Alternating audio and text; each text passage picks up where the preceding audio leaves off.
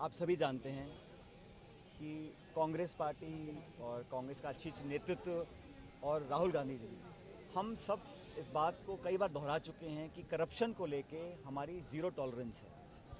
किसी भी कीमत पर भ्रष्टाचार को हम लोग स्वीकार नहीं कर सकते हैं। और कांग्रेस ही वो पार्टी है जिसने हमेशा नौजवानों को प्रोत्साहित किया है, राजनीति में बाकी क्षेत्रों में उनको आगे आने का मौका दिया है।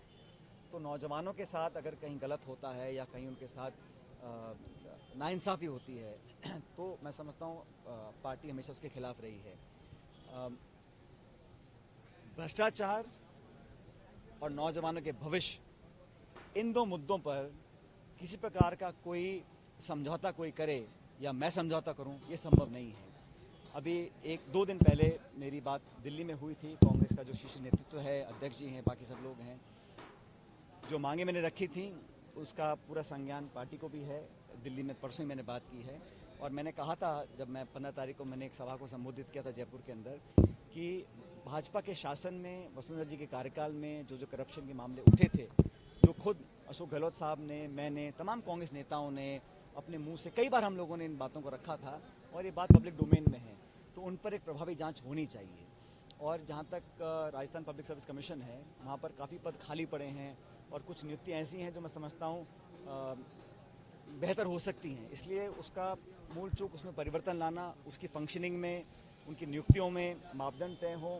और जो हमारे लाखों लाख बच्चे जो बड़ी मुश्किल से शहरों में जाकर मकान और कमरे किराए पे लेते हैं, कोचिंग और ट्यूशन में पैसा खर्च करते हैं, साल दो साल मेहनत करते हैं, उसके बाद अगर उनके साथ धोखा हो जाता है तो उन लोगों के पास कुछ लोग ओवरेज हो जाते हैं, कुछ के घर परिवार वालों को आर्थिक बहुत दिक्कतें आती हैं, तो उन लोगों की आर्थिक मदद हम लोग करें। मैं समझता हूँ ये मैंने मुद्दा उठाया था और मैं समझता हूँ इस मुद्दे पर कार्रवाई सरकार करेगी।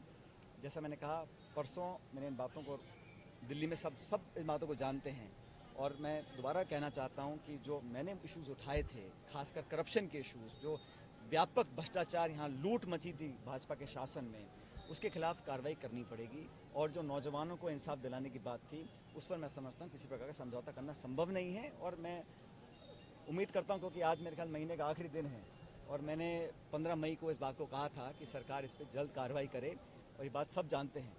तो मैं इंतजार कर रहा हूँ कि परसों हमने दिल्ली में बात की थी और कार्रवाई करने का जो दायित्व है वो कह चुके राज्य सरकार को करना है। तो अब देखिए कल क्या होता है।